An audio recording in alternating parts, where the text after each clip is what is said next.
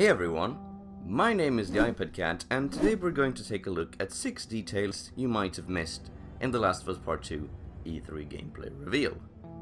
Just a heads up, this video is not a complete analysis or breakdown. This is more going to be me pointing out little things, references or even obscure details that you might have missed, and I'll be discussing them as well, like a more relaxed and less jam-packed version of a breakdown. But if it's a real breakdown you want, I recommend you check out my video analysis/breakdown of the gameplay demo here. But without further ado, let's get started.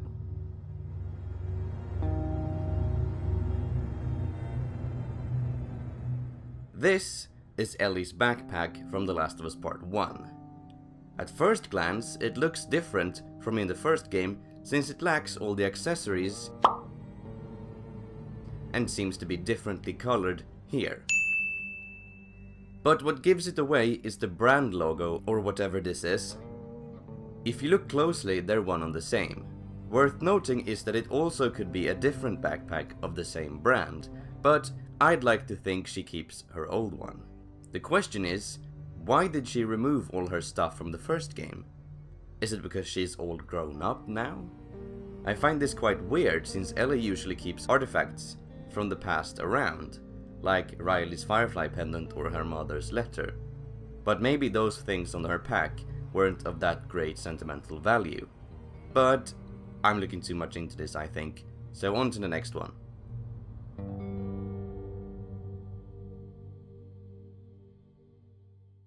Now this one most of you probably already knew about, so I'll keep it quick. If you look at Dina when she kisses Ellie, you can see that she wears a bracelet. Just a few moments later when the gameplay begins, you can see Ellie wearing the very same bracelet, which has sparked theories about whether or not Dina is dead. I made a video more in depth on this topic which you can watch here.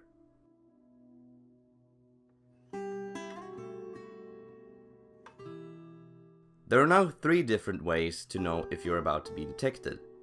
First, there is the old sound as we can hear here.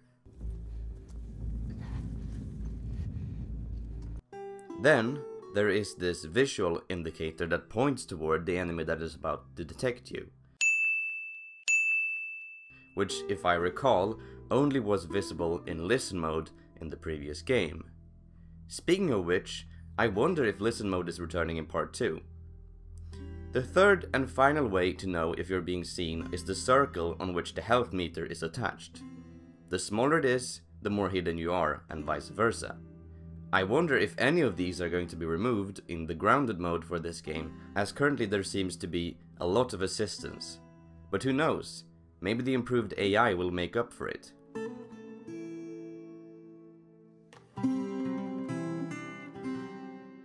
You probably already noticed that we now actually have to pull out arrows that hit us.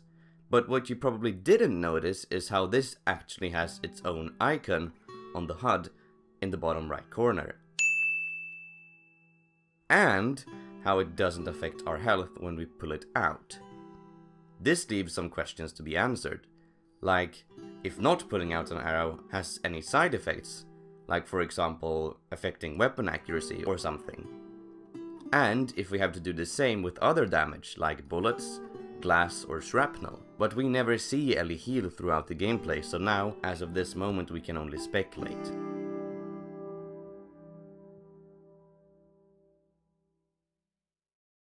If you look at the military APC, or whatever they're called, across the street from when Ellie is hiding under the truck, you can see a really faded out Fedra logo on the door.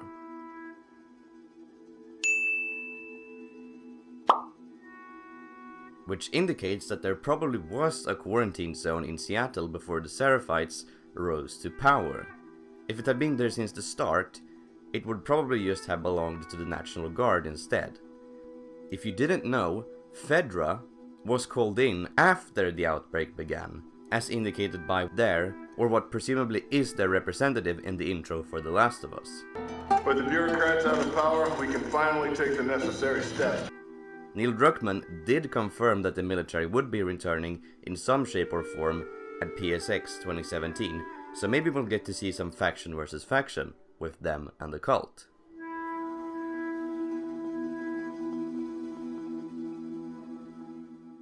When Ellie is shot by the hunting rifle cultist and then runs away, we get confirmation that the destruction stuff Naughty Dog developed for Uncharted 4 and The Lost Legacy has made it into The Last of Us Part 2.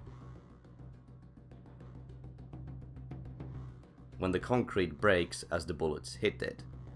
Later we also see glass doors, furniture and shelving getting destroyed in the store.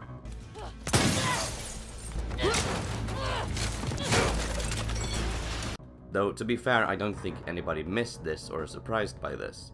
What's interesting about this, though, is if we can use this to our advantage, or if it's all just Naughty Dog showing off their fancy new graphical tech.